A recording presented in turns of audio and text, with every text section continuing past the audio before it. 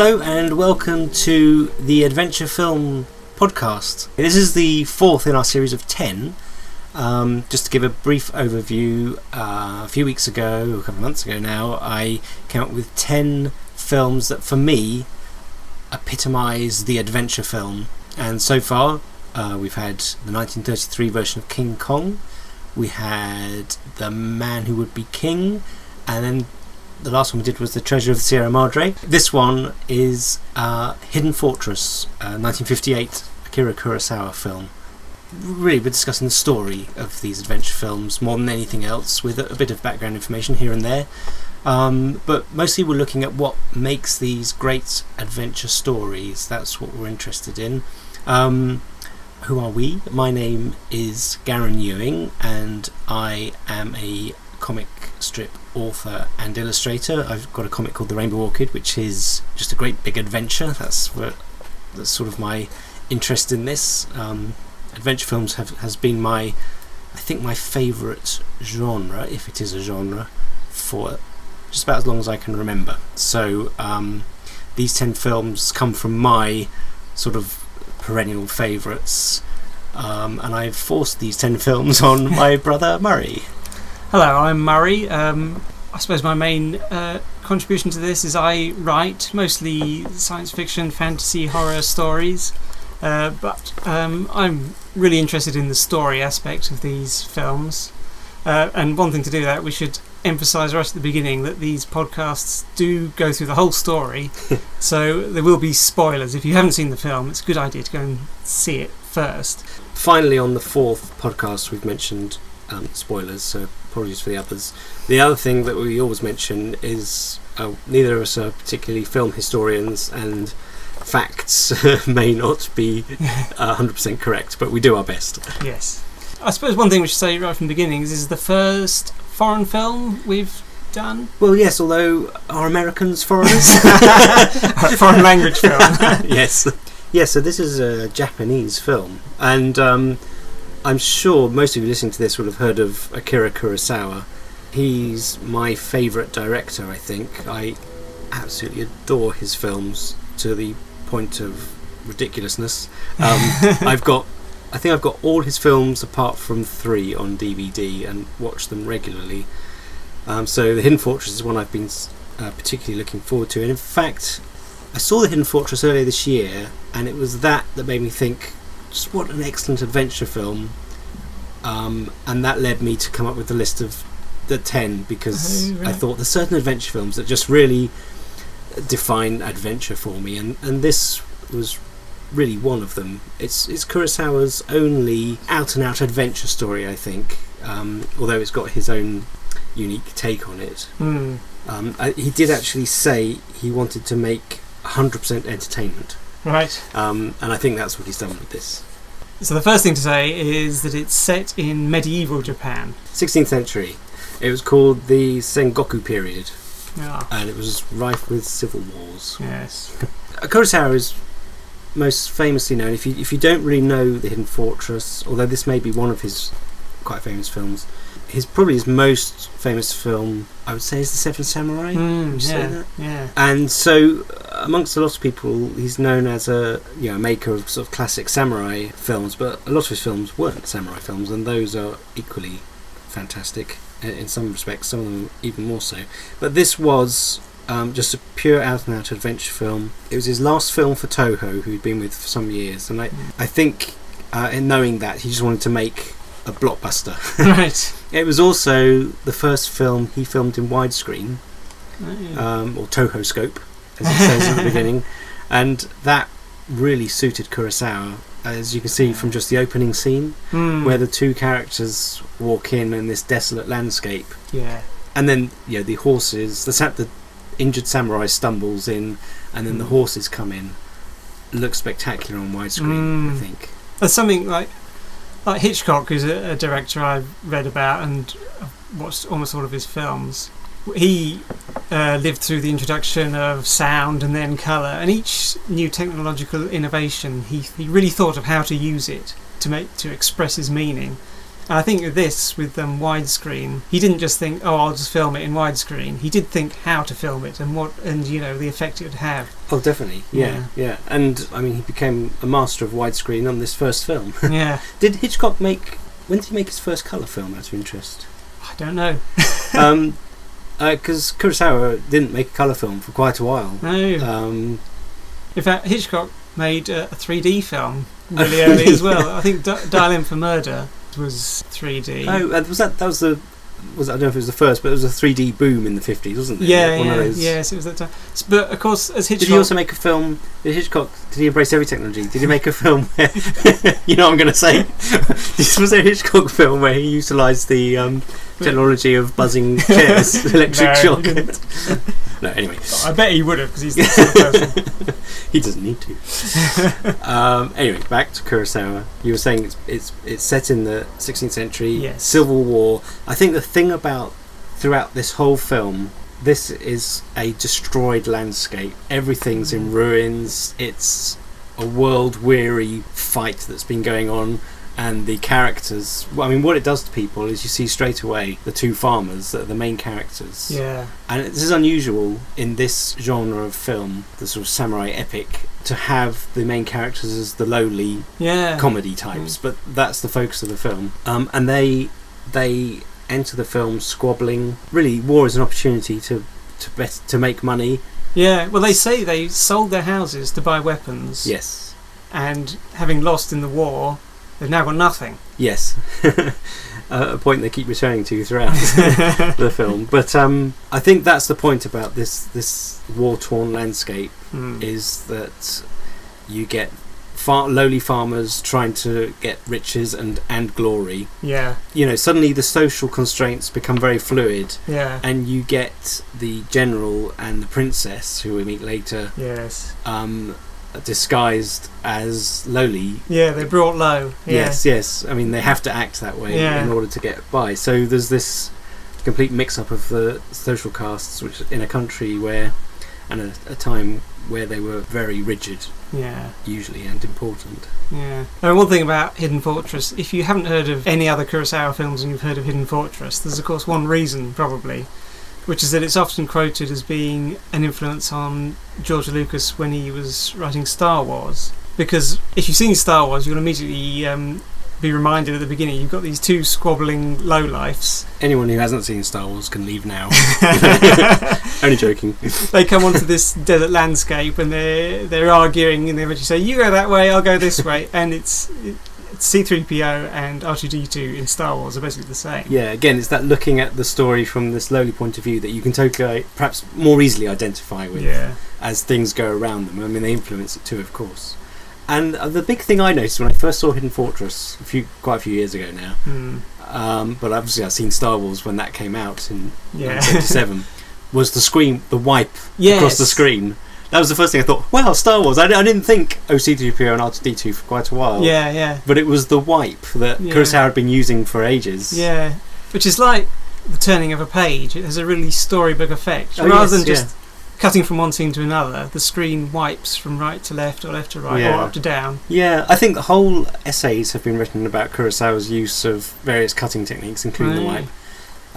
Luckily I haven't read any of them, so you're not going to get any insights from me on that, apart from it's cool. The one other thing I wanted to say about Star Wars is my BFI DVD of Hidden Fortress says at the bottom of the notes, it says, and of course George Lucas nicked the plot of Hidden Fortress for Star Wars. And I thought, well, no, he didn't. The plot is very different, I think. There's elements that are similar. There's a princess. There's a rescue. There's trying to get.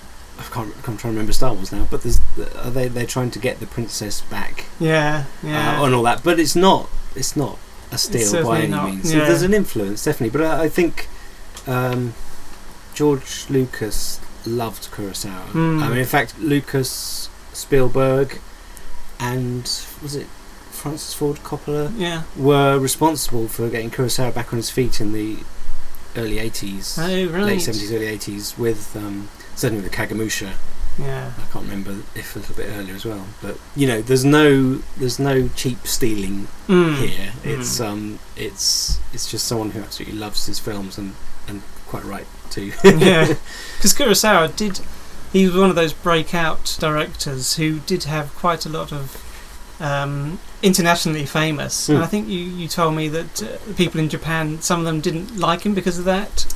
There may have, yes, I may have said that. I've forgotten the details now, but a lot of people say he's the most Western of Japanese film directors, and I'm not actually sure that's true because he's massively popular in Japan as well. Although he's probably the most well-known Japanese director in the West. I mean, there's 3 or 4 that have really made it big. Yeah, Kurosawa did Rashomon in was it the early 50s, and that was a breakthrough film for Japanese cinema in general, not just Kurosawa. It won. I'm going to get the details wrong here, but I think it was the Palme d'Or or something. Right. Maybe it wasn't the Palme d'Or. A golden something. Golden Compass. I told you, no, our facts are slippery on this. But anyway, that was the film that really brought him to attention. Right. Certainly. So, the plot of this is basically Akizuki Prefecture has been taken over by the Yamana. Yes. And the princess and her general are in hiding. Yeah. The princess is in hiding, protected by her general, Makabe, played by Toshiro Mifune. And they have got the family gold, and they're trying to get it into a friendly territory, Hayakawa, and that's basically it. They have to get from the occupied Akizuki. They have to escape from that and get into Hayakawa with the gold. Yeah, and of course the 2 peasant farmers who we meet first are also, they've been fighting in Akizuki, and they're trying to get back to, what's it called? Hayakawa, I think. Hayakawa Prefecture. Yeah. And they come up with the idea, the general is stumped about how to get Princess Yuki back home. And the one sort of good thing about the peasants is they do come up with this idea. They say everyone's trying to get back to Hayakawa straight over the border. But if we go into Which is guarded, of course. Yeah. But if we go into Yamana first, no one's going to expect anyone to go, any of the conquered people to go into Yamana, who are the conquerors. Yeah. And then we can slip into Hayakawa. Hayakawa, I think, yeah. And the General Makabe says, "This is a brilliant idea." And there's a brilliant scene where they explain it. Yeah. They're like very carefully, these 2 idiots are very carefully explaining to this general, who they don't know he's a general. No. Let me explain it simply for you. They take ages, they go through it several times with this diagram in the sand. And in a scene, I must say that I didn't realise until watching this again, and having just watched Treasure of the Sierra Madre, I hadn't realised the similarities between that these 2 films share. Yeah. I mean, obviously, just because we've seen them together, normally, I don't think there was no influence, but there's the greed factor, the treasure factor, even the travelling with the treasure factor, and this scene in particular where they're explaining their plan to General Makabe. The campfire reminded me of Cody coming to the campfire. Yeah. And they don't trust who's this stranger coming in. We've got gold. They're trying to not mention it. Almost exact. Not a copy, but it mirrors very nicely what we saw in Sierra Madre a couple of weeks ago. Yeah. In fact, I made a note. I said that this film could be seen as the last part of Treasure of Sierra Madre, where they've got the gold and are going home, expanded, because it's all about transporting gold. Yes. It's almost like an expanded version. It's almost like you've got a concertina story and you can expand different bits. Yes, yeah. The gold is the most important thing to the 2 farmers, but it's not to the general. No. And in fact, I mean, obviously the princess, for him, comes before everything else. He is willing to give up his own life for the princess. He does give up his sister's life for the princess, or rather she gives up her life. But I think it was the implication, it was his plan for his sister to impersonate the princess, and she gets executed. But as far as Makabe is concerned, that's, although you see his quiet devastation, if you like, it's for the greater good. When he tells the princess it, he's saying it as a plus point, saying, "They think you're dead now." Yeah. And of course she says, "Oh yes, but the person who stood in my place is dead, and her life was as valuable as mine." Yes, they were the same age, and the princess in this is 16. Although the actress Misa Uehara was 20. Right. This was her first film role. Really? And she was not an actress.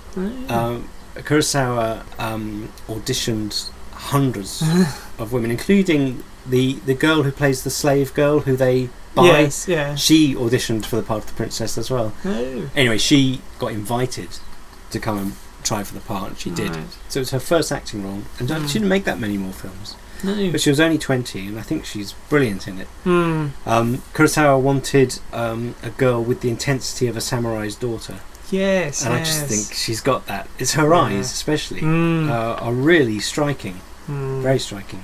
And I think this is another story. When she was in makeup, Kurosawa came in with a photograph of Elizabeth Taylor, wanting her to look like that, and it didn't work. So eventually, he quite rightly, I think, settled on a knot mask as the template for her makeup. Because she does have quite angled eyebrows, which I guess were, even then was supposed to be makeup. You know, it sets her apart from the peasants, if I can call them that. I mean, there's a scene where she walks into where they're in the town. It's sort of like a tavern, isn't it? Yeah, like a tavern, that's it. And there's these two women working away, and she just wanders by them, and they look up, and immediately they know there's something different about her. Although she's dressed as a peasant herself, the way she can't hide the fact that she's a princess, and the way she looks, the way she walks. She carries around this stick, which totally telegraphs her character, really, the way she points and hits with it and stuff. Well, actually, I think one essential thing in this film is that there's two characters. One is Toshiro Mifune, and the other is Princess Yuki. They have such presence. Toshiro Mifune, when he first appears, even though you see him in the distance, you're impressed. Yes. Just the way he moves around, everything he does, I think he's got such screen presence. Oh, he does, yeah. And you really believe that he is this extremely capable samurai general. Even though he's dressed as a regular person.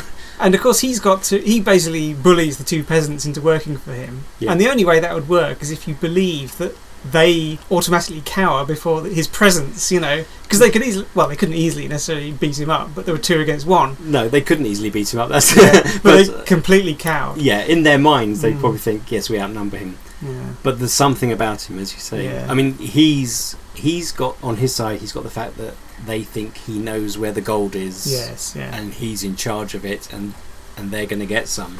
So they're within his power from that part. They keep trying to rebel and failing because he's too physically strong. He's too overpowering by his character, his demeanour. But I mean, let's talk about Mifune for a bit.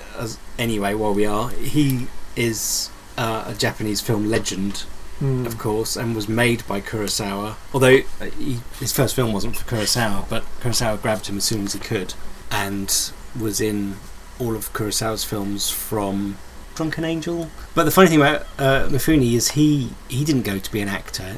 I think he wanted to be a cameraman. Really? He was just looking for work, really. He was a photographer in the Second World War. Wow. For the Air Force. Yeah. He thought he could get a film as a cinematographer at, I think it was Toho, and ended up on one of their auditions for actors. And I think he threw a bit of a strop on it or something, and just wowed them. Right. Yeah. But the point is, he's a stunning actor. Yes.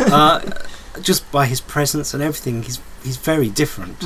He stands out in Japanese film by miles, I think. And he didn't want to be an actor. So, and look at him in Hidden Fortress, you'd think he's the Laurence Olivier of maybe not quite, but of Japanese film. Well, see, I immediately thought he's like the Clint Eastwood of Japanese film. Yeah. Because of course he played the Ronin in is it Yojimbo, which of course was remade as a Fistful of Dollars. Yeah.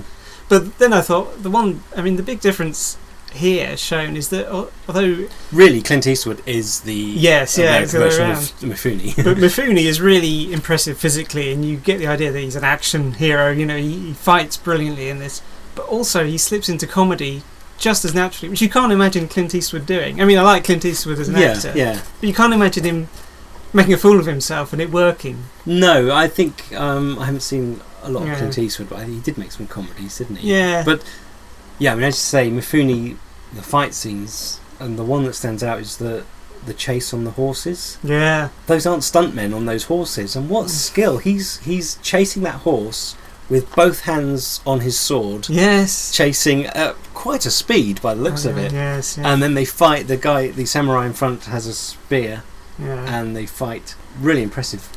On the fight scenes, Kurosawa hired a proper kendo instructor for the fight scenes, but although it was technically brilliant for kendo, it didn't look cinematic, so he had to sort of dispense with the technically correct fighting and utilise a cinema fighting, really.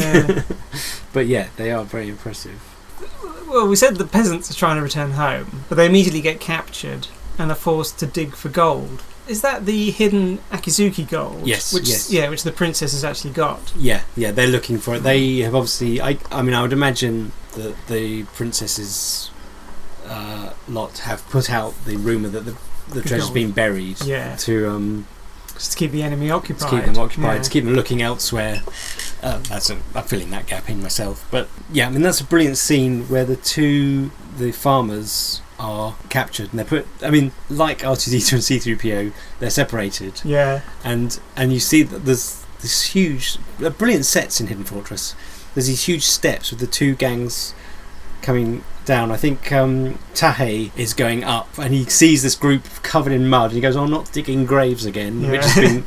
but actually they've been digging for gold. And then he sees Matashichi there, and they're when they've argued, but when they see each other, they desperately want to be together. It's their sort of safety. Just like C-3PO and R2-D2 meeting in the Jawa sand that's mine. right. I couldn't remember when they met again. R2, it is you. That's it, yes. And suddenly all is forgiven. Yes. Just because they see a face that he recognises. Yeah. I must say the comedy in this is really funny, and it's all from those two characters. Yes, well, it's not all, but they are brilliant. Yeah. And they're both Kurosawa mainstays as well. Tahei was played by Minoru Chiaki. If you've seen Seven Samurai, he was one of the samurai. Oh, really? He was the sort of funny samurai. Right. So there's one that was kind of light-hearted, so that was him. And Masashichi is played by Kamatari Fujiwara. He was in the Seven Samurai. I'm just using he was in lots of Kurosawa films. I'm using Seven Samurai as it's a lot of people have seen it. He was one of the villagers. He was Shino's father, Shino being the girl who fell for the young samurai. Right. If you remember it. So if you've seen Seven Samurai, not Hidden Fortress, maybe that'll help you place them. And Fujiwara is a kind of small, wiry, a bit older looking character, and Chiaki is a slightly plumper, taller. Yeah. And they remind me so much of Laurel and Hardy. And even, I don't know which one it is, but one of them's got a kind of a yelp that is like Stan Laurel's, exactly like Stan Laurel's. So they act like them. They're kind of the comedy, best friends but always bickering. Yeah. But also there's an actual characteristic as well. So if you can imagine Clint Eastwood, Laurel and Hardy in a film, this is it. This is it. Yes. And Princess Leia. Yes. I was also mention another... Well, actually, as we're talking about the cast, two other appearances. Yeah. Takashi Shimura, I think, appeared in more Kurosawa films than Toshiro Mifune. He was the leader of the Seven Samurai. He's got a very small role in this, but he is in it. He plays the old General Nagakura, he's in the... You see him only in the cave at the back, in the hideout.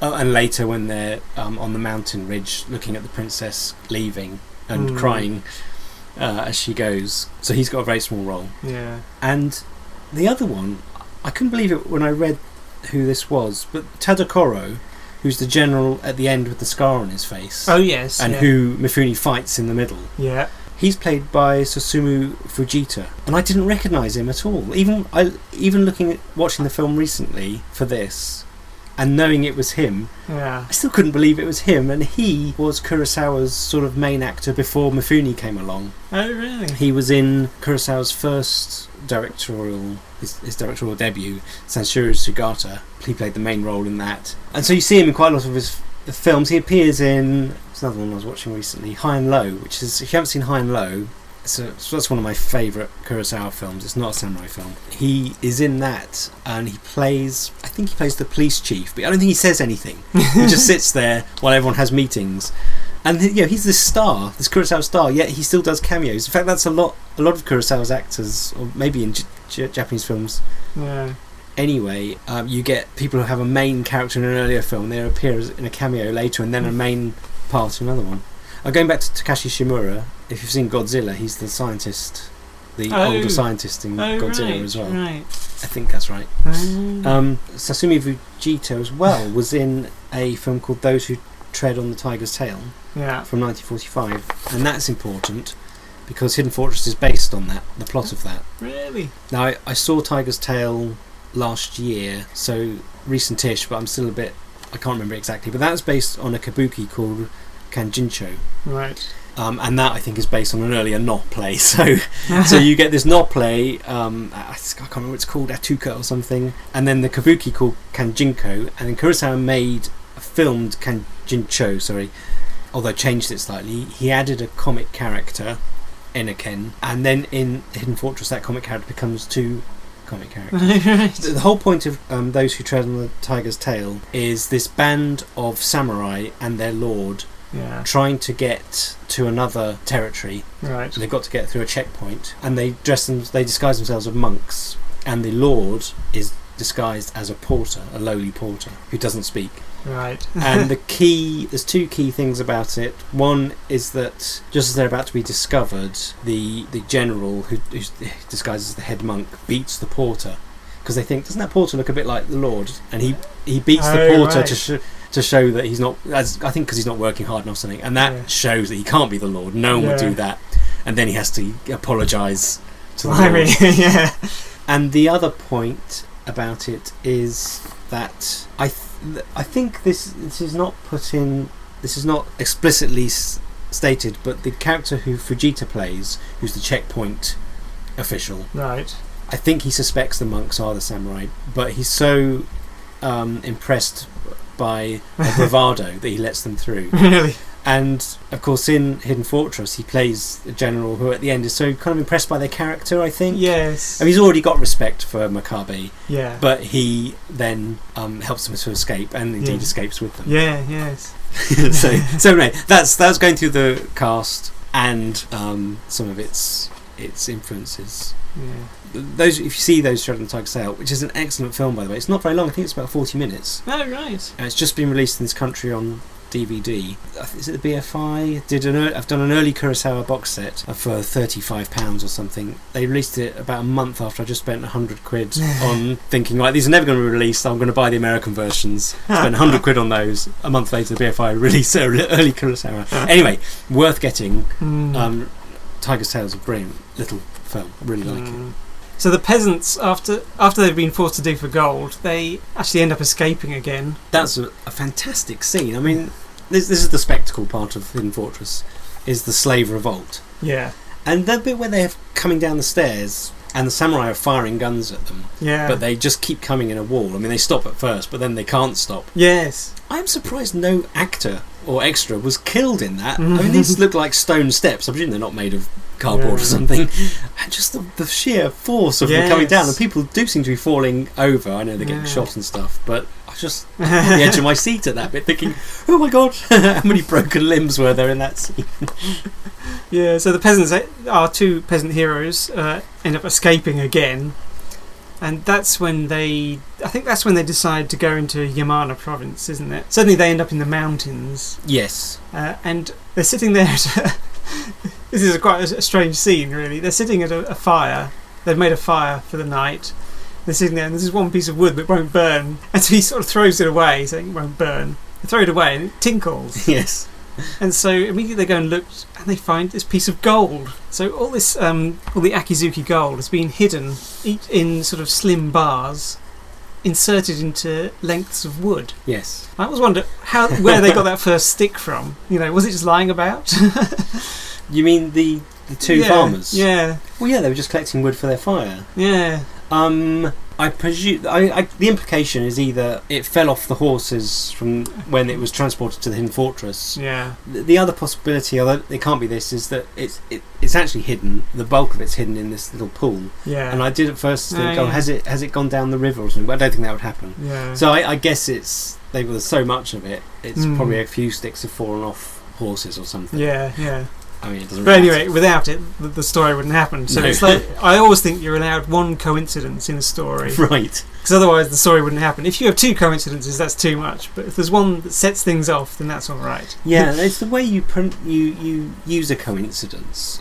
But one thing I thought about gold hidden in wood is, of course, it's a theme throughout the film that the princess hides as a peasant. You've got gold hidden in wood, and the princess is sort of the treasure of the house of Akizuki. Yes. Because as well as being its now head of it, she also represents the possible continuation of the line, the royal line. Yeah. So she is a treasure, and she gets hidden in. She is the treasure. Yeah. Really. I mean, the gold is going to be useful for them rebuilding the power base, but it's the princess that matters. Yeah. But in order to escape, she has to hide herself, just like we have to hide the gold in wood. Yes, although nobility cannot be disguised, they say. Yes, that's the thing. And that's another great scene where Mifune says she's going to have to act as a mute, but she's a real willful child. Yeah. Very headstrong. And so he does this really bad reverse psychology, which is, he probably knows this is going to happen. It's reverse psychology. That he says, I don't think you'll be able to do it. And she immediately says, I know what you're doing. Yeah. I disagree with everything. She says, yes, I'll do it. Yeah. But I suspect Mifune knew exactly what he was doing. Brilliant scene. Of course, another thing about the princess is she's, I think they said she was raised like a boy. Yes. I guess that means she was the only heir. I think they say because they didn't. Yeah, they had a daughter, so the Lord raised her as if she was a boy. Yeah, and indeed we see her. She walks around in short trousers for most of the film. Yeah, which I wondered. Well, she's very tomboyish. Of course, she's in disguise, so we don't know. But we see her at the end, of course, in her true princess, and there's no question there. But you can see she can ride a horse. And she's very forceful personality she's as well. Pretty fearless. Yeah. So that's all there. Very. I mean, we've said or touched on previous podcasts about the lack of female characters, and this is thankfully a representative film that defies that. Yeah. General boy's own adventure. I mean, this is a boy's own adventure, but she is a good, strong female character, I think. Yeah. And Kurosawa gets a lot of flack for not being good with female characters, and I don't think that's true when you look at quite a few of his films. Yeah. And this one's escapist fairy tale, if you like, so maybe people don't take it seriously, but she's a great character. Yes, yeah. So the peasants, immediately they find this one piece of gold, they start the next day, I think it's the next day, they start looking around for more, and they're doing the... They look around for more straight away, because isn't it that night that General Makabe comes down to the campfire? I was trying to remember, because they built the campfire, I assume that was evening, but they start looking around for more gold, and they're immediately doing the deal. There's always a deal in these films, isn't there, where gold is concerned, where they say, we'll divide it fair and square, and of course they're going to fall out, because they fall out throughout the film. But it's great the way, you think that would be obvious, right? Divide it half and half, no problems, but it's amazing how neither of them really want to do that. The one who doesn't have it say, let's do it 50-50, the other one's got it saying, really doesn't want to. And later on, almost at the end, there's the scene where they've got the 4 horses, and one of them's got 3 and one of them's got 1, and he won't share. It's good. It's so fantastic. It typifies the greed. I mean, again, this is a greed. We need to think this is. We said by doing these adventure film podcasts, we discover what adventure films are. So far, it seems to be about. There's people don't go on adventures for altruistic reasons. It seems. But while looking for the gold, they instead encounter General Makabe, who, I think this is a brilliant scene, the way they see him and they're immediately nervous, and he just starts walking towards them and they start running away, it's looking the confidence, at him. He's obviously such a presence. And they, of course, assume that he's just another person who knows that there's gold about. But he recruits them. He says he knows where the gold is, takes them up to the hidden fortress of the title. Yeah, which features, really, you don't really need it in the film. No. I think the idea for this film came from... There's 4 writers on this. Kurosawa was one of them, but he worked with 3 fellow writers. And one of them lived somewhere where there was an actual historical hidden fortress still in existence. Oh. And I think that was the spark for the idea of the film. I mean, then, of course, the tiger's tail aspect came into it. Well, I mean, according to the BFI DVD I had, the original title was going to be 3 Bad Men in a Hidden Fortress. That is the translation of the Japanese title. Oh, actually. really? So that is what it's called. Yeah. In the Japanese. And of course, it's interesting. It's 3 bad men because you think it's don't mean 2 bad men. It's 2 pathetic farmers. But I think Kurosawa's saying something about Mifune's character there, that the way he acts, it's a criticism of his noble actions in a way. The fact that he sacrifices his sister, for instance. Yeah. I mean, everyone kind of comes out of it well in the end. Yes. But there's certainly, who's the other man? It's got to be the general. So 3 bad men. Yeah. And then the funny thing, the thing I think is a sort of running joke, which I only realised afterwards, is that the 2 farmers, in going to war, thought they were going to make their fortune by just fighting. Yeah. But all the way through this film, they're forced to work. Yes. They're forced to dig graves, then they're forced to dig for gold, and then Toshiro Mifune makes them dig again. And then after that, they've got to carry. They think they're digging for the gold. Yeah. Mifune has just got them doing something. Yeah, he knows nothing. And then they've got to carry the gold in wood. All the way through the film, they're working, and it's like they'll get the message eventually that the only way to get riches is by work. Okay. Yes. And even that doesn't work for them very well. But Mifune and Princess Yuki are hiding out because they haven't really got a plan. But it's the peasants who suggest the plan of how to get into the other prefecture. Yeah, the other prefecture. Hayakawa. Well, there's this the hidden fortress. I don't know how the geography works out, but there's these huts. It's in the mountains and it's in a little depression. Yeah. There's these huts, but there's a cave that goes back, and then there's this other bit. There's 2 other bits. There's the pool, and there's this horrible, dry, arid, mountainy desert bit, and then there's this beautiful pool, the water supply in a forest, which is obviously just next to it. And then there's this cave behind a waterfall, also beautiful, which is where the princess sits and her elder, her lady-in-waiting and the older general, they're there as well. I think this was all filmed around Mount Fuji. I read that, yeah. Another brilliant scene to note, I mean it's full of brilliant scenes, but I love the scene where Mifune tells the 2 to go up that slope. Yeah. So that's where the gold is. And there's this really long scene where they're scrabbling up. And you can see that, I thought, has Kurosawa tilted the camera to make it look steeper? I don't think he has, the way the rocks are falling down and the effort they're putting in. And it's just brilliant. They're scrabbling up and you feel knackered yourself at the end. And then they look down, eventually they see Mifune has gone down the easy way. Yeah. But brilliant. I mean, what gold. Actually, when you say they look so knackered, there's another scene that reminds me of where they've been digging, it's a really hot day, and they're taking a rest. Yeah. And they're so tired, they can't be bothered to move, and their legs are getting in each other's way. And that just summed up for me being that tired. You can't be bothered to kick the other person's leg out of the way. So but get off me, you're too hot. Yeah. Your face is too hot, stop looking at me. I hate your teeth. I love that at the beginning as well. You stink of stink. Just they're really quite bad insults towards each other. But that's you're hot. Your face is making me hot. So what does that mean? It's just brilliant. But it does look so dry and horrible there. But that pool where the gold is hidden is beautiful. Yes. And when they get in the water, they see that. We've just been in that dusty hot bit for so long. I really felt thirsty and boiling myself. I mean, it's quite hot today when we're doing this. But I thought, God, I'd love to dive into that water.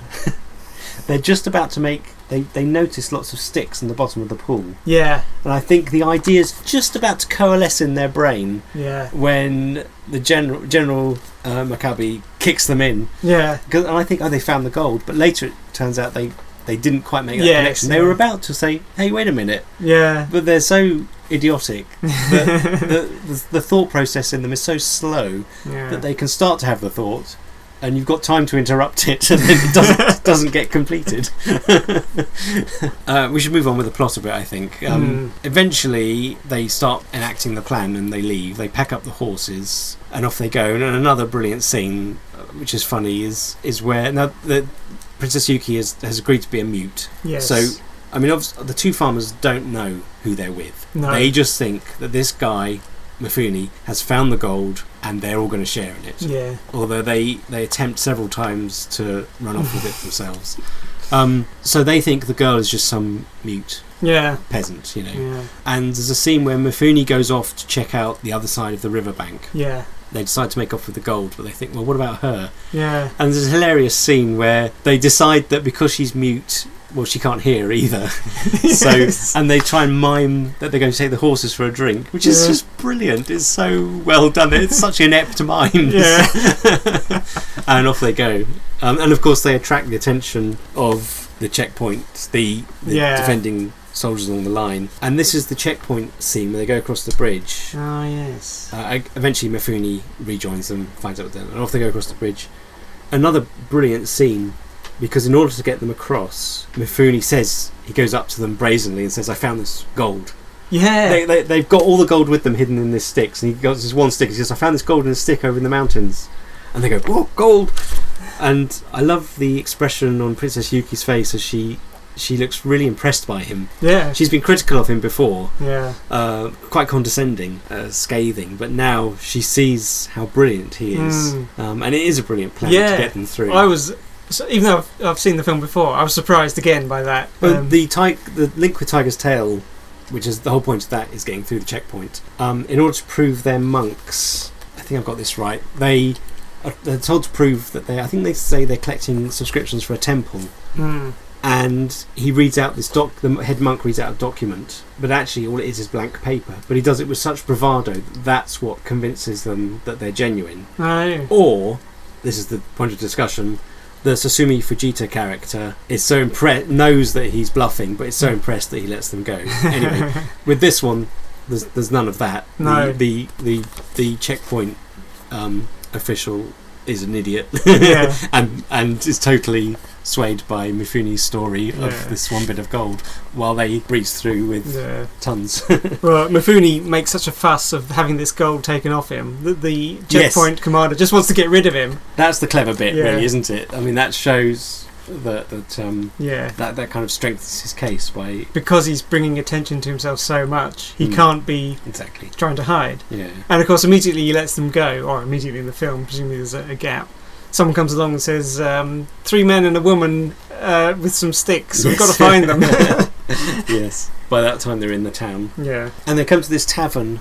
And I don't know if you know this. There's a guy. The tavern is the scene where we see this bloke who's bought this Akizuki woman. Yeah. For himself. Yeah. And she's not behaving. And Princess Yuki sees this and is appalled, of course. Apart from the fact that the woman is one of her countrywoman. Yes. There's this group of people in the tavern, and there's one who asks the guy, "Oh, did you buy her?" Stands up. He's got quite a hairy face. And I do again linking to the Seven Samurai. There's that bit where the peasants go and stay at a tavern there. Yeah. And they're trying to get the samurai, and there's these people making fun of them. I was thinking that's the same group of people, and I actually wonder if it's the same actor that. I think it might be. I'd have to see it for sure. It takes the mickey out of them. But another great scene, and this samurai comes in and really doesn't give them a choice, but wants to buy one of the horses. Yes. And the last thing to Toshiro Mifune, he needs the horses. He doesn't need gold. But the samurai says, he's giving him over the odds. He says you can buy 3 pack horses for this. Yeah. And he just he can't argue, because otherwise, who would say no to that much money normally? Yeah. The one thing he doesn't need is money. What he does need is the horse, and he's got to sell it. But of course, that turns out to be a really propitious twist, because the people looking for them are looking for 3 men, a woman, and 2 horses. Yeah. And now they are 3 men, 2 women, and a car. Yes. And of course, they just get overlooked. Yeah. But I think there's an important scene where Princess Yuki convinces Mifune to buy the peasant woman. Mm. She says, "You cannot mute my heart." To him. But also shows... she's very typical... I mean, she's 16, the character in this. Yeah. And she's quite a typical sort of overblown emotions. Yeah. I mean, yes, that's a great sentiment, of course. But she's, of course, hormones all over the place and very overly dramatic about things. She is a princess, of course. But both Mifune and Princess Yuki are sort of going on a journey, as it were, an emotional journey. Mifune's a bit of a realist, and his reaction to being told to buy this woman is, well, we can't save everyone, but of course... Well, he only has one... His sole purpose is to get the princess at any cost, including to his own life. Yeah. We've already seen his sister has been sacrificed. Yeah, he sees everyone as expendable apart from her. Yeah. Whereas Princess Yuki is an idealist, and really, I think after we've introduced the two peasant characters, and you say they're the main characters, but sort of halfway through the film, it shifts to Princess Yuki and Mifune, who are the ones who actually change. You know, Mifune learns to value people a bit more, because he eventually saves the peasant girl's life. Yes. And Princess Yuki, who is a bit of she has always lived apart from her people. On this journey, pretending to be one of her people, she comes to learn what it's like to be, a normal person, and so to value them more. So they both sort of learn something on this voyage. Yes. Where the peasants don't learn anything. The comic characters, they don't learn things. That's what makes them comic, and so they're always making the same mistakes. Yeah, I mean, they're trying to survive from minute to minute, and from minute to minute to take as much advantage as possible of whatever they can get. And I think that's it's one of these morals again about greed and living like that. You're not going to learn anything or get anywhere. There's no reward for that kind of life. Yeah. So they move on, and next is the fight scene, isn't it? Yes, the horseback fight, which we've touched on. But of course, it's very important because he meets an old adversary, but someone who obviously respects him. So this is the Fujita character, General Tadokoro, and there's the spear fight. Yeah. Goes on for a long time, but it's really, you really feel as though it's a good fight. Well, these are two master martial artists, and you see, I mean, Tadokoro is obviously the Yari is his weapon of choice, and when he tells Makabe to choose one, he looks at I think 3 before he chooses one, and he's doing his various. So this isn't someone who just points a stick. He knows what he's doing. Yeah. And these are master martial artists. And it reminded me of the Book of Five Rings, the book of samurai tactics. Miyamoto Musashi. In fact, I keep on wanting to call Mifune Musashi. I think he played him. But anyway, he did, yeah.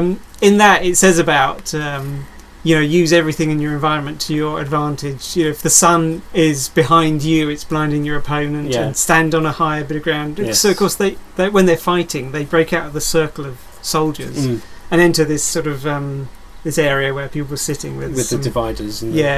And they start using everything as cover or to fling at each other. It's a real battle of people who know how to fight.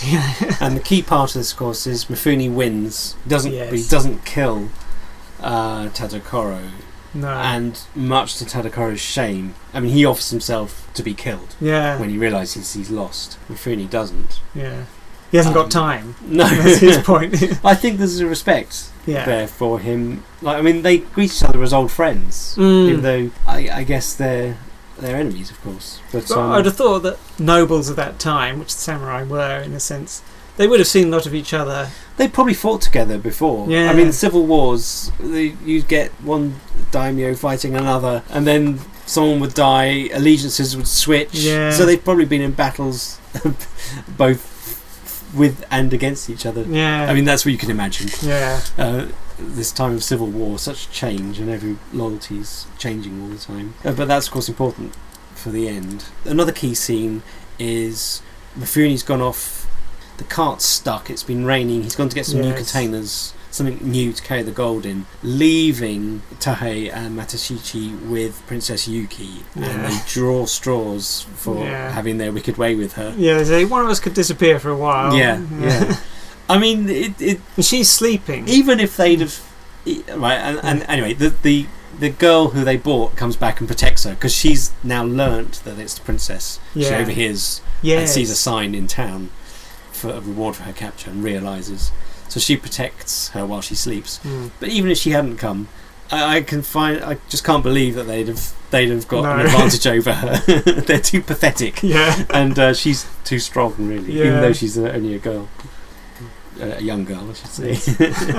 And then the next big scene, which is again is quite spectacular, is the fire festival. The Yamana Fire Festival, and it's a great scene because everyone's going to the fire festival with lots of sticks to burn, and Tahei and Matashichi decide that they can hide amongst them to get going. This is one of their breaking away ideas. Plans.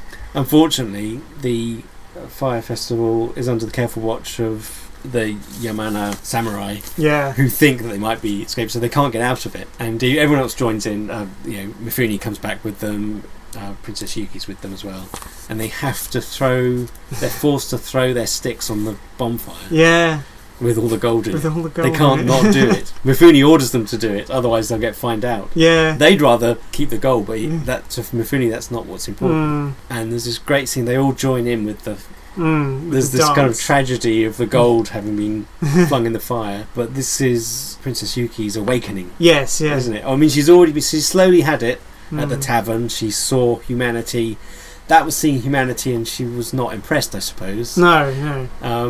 But then the fire festival Yeah. really makes her come alive. Yeah. In fact, there's a song that everyone's singing, which she comes out with later. As, It's like the things she took away from that, as the memory of it. And so the next day, they're all scrabbling in the bonfire, picking out the gold, which has, of course, survived the fire, although it's all flattened and melted, but they can still pick it up. Yeah. And they're trying to work out how much they can take, because they know soldiers are coming.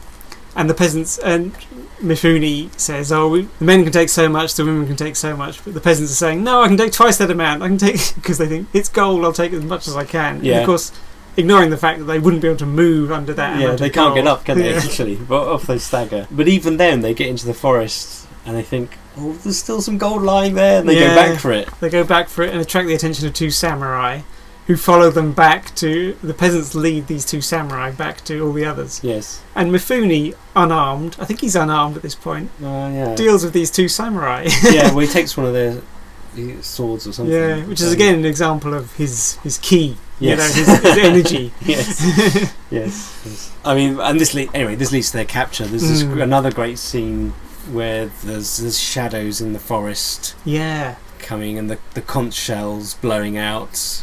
And it's really, they're being hemmed in. And Mifune says he's going to run to try and distract the soldiers. Yeah. So that the princess and so on can escape. And then the peasant girl immediately gets up to take his place. Just before that happens, there's a scene where Mifune gives Princess Yuki the sword, a dagger, and the look they give each other. I love that because it's quite intense. I think he's looking at her, giving her the dagger, and I think he's saying, this is to kill yourself with. You're not going to be captured. But the look, it's a bonding look, I mean, he's totally devoted to her through duty, and she gives him a look with complete seriousness back, as if she understands, but also a kind of a thank you, I think. I just find that really intense little moment. I mean, that's when truth, I think, comes out. In the moments when everything's bearing down on you, there's no other decision to be made, your back's against the wall, that's when your character comes out. Mifune's already acted in a heroic way, if you call it. Depends what you think of heroic, of course. For some people, performing your duty to the utter end is actually stupidity, and there's definitely a point in that. Anyway, and as you say, he's just about to then leap off over the tree trunk when... The woman goes to run in his place to distract the soldiers, but he runs out, grabs her and brings her back. So he saves her life. Yes. Which is something which is almost like making up for the sacrifice of his sister earlier on. I mean, does he do that? Does he do that for Princess Yuki? Because I don't think he does, because there'd been no time normally, so he's not doing it for her. He does it without thinking. This is his human side comes out. Yeah, it's like he's learned the lesson to value something. Maybe it was there all along, life. But it's this, as I say, it's this being pinned down. Your true, the essence of you can't help but come to the fore. A coward will whimper and hide behind a bush, as the peasants do. Other people will, the truth. You're down to the pure truth of yourself in those moments, which I think is great. Anyway, they all get captured, apart from the two farmers who do escape behind their branch. And all seems hopeless, really, because Princess Yuki, the woman, and General Makabe are tied up. The gold is in the hands of the Yamana clan, and it looks like they're going to be executed the next day. And then they're visited by Tadokoro, who has the addition of a scar across his face, being shamed by his lord, as a lesson, because he was beaten by Makabe. And he actually comes because he's angry with them. For that, for the dishonour. But he's already got respect for Makabe. Now he's got a reason to hate his own lord. I mean, that's not his intention at first. Yeah. But when he sees Princess Yuki sing and what she's learnt and changed, and he sees the humanity, really. She actually says, I wouldn't have... A lord shouldn't shame his retainer. Yeah. But that's one of the things that makes him eventually transfer his loyalty to her, I think. She sings the song of quite a few verses. And there's this great scene with it. I mean, it's this lovely widescreen. You've got the three of them. She's in the middle. And Tadokoro is at the side in darkness. And just completely still. And you can see... Well, he doesn't move. Yeah. There's no posturing acting in this. It's really naturalistic and lovely. But, anyway, he just stands there. But the change... I mean, I don't know, you kind of imagine it. Yeah. And as they're being... The next day, they're tied up, put on horses, and you see him sitting there deep in thought. Yes. And he stands up and he says, right, I've decided, or he's obviously he's in turmoil all night. Yeah. And he, at that point, turns and joins Princess Yuki and Makabe and frees them, because they're on the border. They're just about to be taken back into the enemy there's this great country. longing look through the gate, which the two farmers have passed through already. But they look how close they got, and there's this longing look through it, and as they're tied up and being taken back into to their deaths. Yeah. So Tadokoro frees them and is quite willing to die to protect them, but then is it Princess Yuki or Mifune says, "No, Yuki, come on, I think. Come with join us." Yeah. And so he's free as well, and they all get into yes, the other province. They get home. Hayakawa. Yeah, Hayakawa province. And they're free, and they look down, and the gold. The first thing I think Tadokoro did was to get the horses with the gold through, so they go off. Yeah. And when they're through, and they look down and see the horses running off in the distance, they laugh. Yeah. And I just thought of Sierra Madre. Yes. They have lost in Sierra Madre. They've lost their gold, and they laugh. And here they see their gold running off. I mean, they've got it now, but they're laughing their heads off as well, just with the joy of the freedom. I guess they're probably thinking, "I can't believe we made it." Yeah. And of course, the horses with the gold run up to the peasants. Yes. Who immediately start. There's 4 horses, all equally laden with gold, and one of the peasants gets 3 horses, and the other one gets 1, and they're arguing over. Yes. Give me that other They've horse. got all this gold. Yeah. Of course, not long after the samurai come up and grab them all, and they're put in prison. I love the bit before the horses appear, though, where they're sitting there and they're saying, "Oh, at least we got through this alive. Let's be kind to each other." Yes. And then they see the gold and squabble, and then they're put in prison. And this time it's, "Let's be kind to each other in the next life." And then you see the shadow come through the cell, and you think, "Oh God, they're going to get executed." But they're brought before the general, the princess, the 2 generals, and the princess. They don't recognise them at first, because now they're not dressed as peasants. They're dressed in their back in the class system. And of course, Princess Yuki is in full regal female dress with all the makeup and everything. Yeah, and Makabe's in his full samurai armour with the helmet, which he has to take off. Yeah, it's quite an optimistic ending for Kurosawa. They get he was quite an optimistic person, I think, generally, a humanist, but in this one. They're given a bar of gold as their reward. They said they can't be given more because they need it to rebuild the Akizuki dynasty. Yeah. And actually, as they go off down the steps, they don't squabble over it. Yeah, okay. What they say, you look after it. Yeah, you look after it. You look after it. Yeah. I was thinking at the end that they should have said, "Oh, we'd rather join your house and work for you," but of course they don't do that. No. They want the easy way out, don't they? The story runs along throughout the whole thing. It's from one thing to another. And I think that's a great thing about an adventure film is it's a series of events. I mean, I know this can be said of any film, but in particular, a series of trials, a series of events. And I think the way this was written, if I remember what I read, I'm sure I read this about Hidden Fortress. Kurosawa in the morning would come up with an impossible situation. And the 3 other writers had to get them out of it. And that's how they did it. Every day there'd be a new situation, and then how do they get them out? Which I think is a brilliant way to write an adventure story. I do love that about films where people get through on their wits, rather than, like you could say, when they come to a border, "Oh, let's just fight our way through." And there is a that is a way of doing it. In a film, you could make it exciting, but I love it when they use their wits, like Toshiro Mifune saying, "Oh, I found this gold," and it's such a bold gesture that you. But there's still tension. I mean, is it any less exciting? I think the cheap way is to fight your way through. Yeah. Or you might think, "Oh, we've got to hide and go at night or something." I mean, that's fine. Yeah. But as you say, to come up with some other plan and intelligence. I mean, one good thing about this film, it's true of some of the others that we've talked about, is that although it is one story with a set aim, they're trying to get the gold and the princess from here to there, you get the feeling that each of the characters, treating the peasants as one character, each of the characters has a different story. They learn a different thing. Where it's not a criticism of the other films, but they tend to be centred on one person. Like Sierra Madre, it was the downfall of the Humphrey Bogart character. The other characters, they did have a story. So, but in this one, you feel as though each one goes through a different. Like the princess learns about.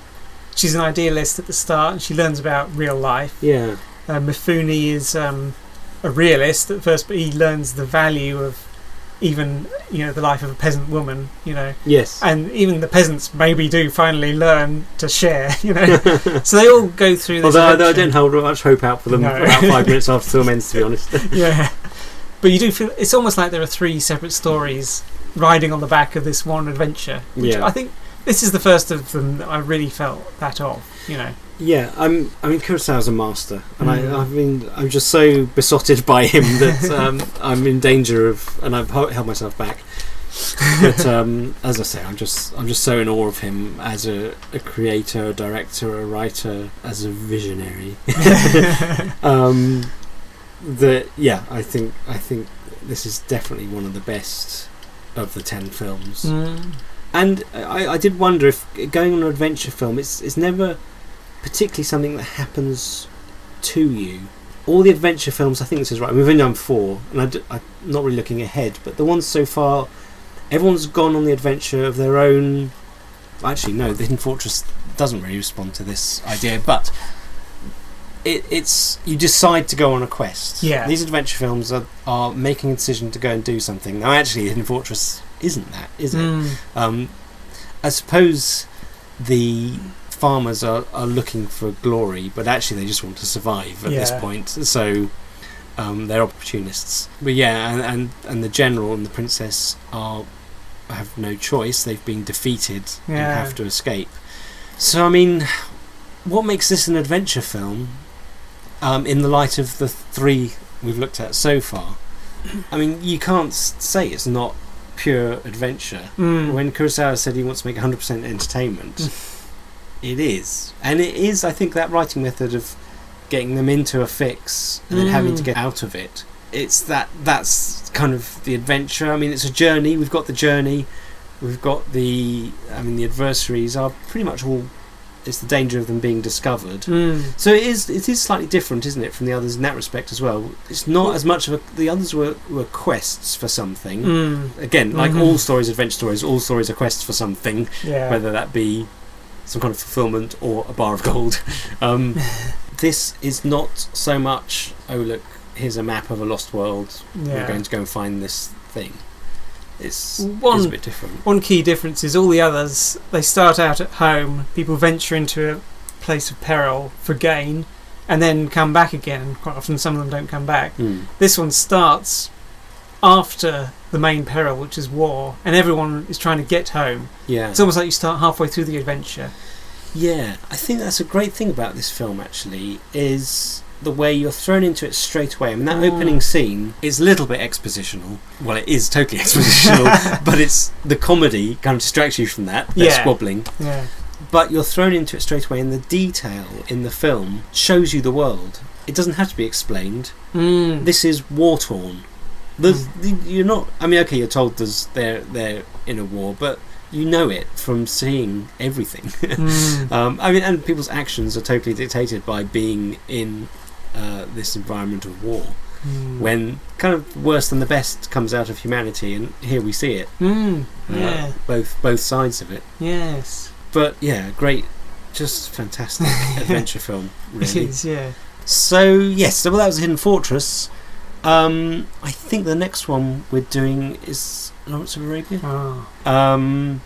Well, thank you for listening to our podcast on The Hidden Fortress. Please leave a comment. Let us know what you think of the film. Let us know what you think of the podcast. Your thoughts on adventure films in general. All very welcome. Be great to hear from you. And yeah, you've probably noticed by now that this isn't a weekly podcast, but Yeah. we'll get the next one up as soon as we can, I think. yeah, we do this when we can. So, I mean, usually we seem to have been at least within 2 weeks of the last one, I think. Yeah. But yeah, no guarantees. But we're definitely going to be doing all 10. Yes. I think we're going to be doing all 10 and then probably one more just to talk about adventure. Yeah, we films might in do general. a sort of summary episode. Yeah, I think we probably will. So the 11 podcasts and all, however long that takes us. And so we'll see you in the next one in Arabia. Thank you for listening.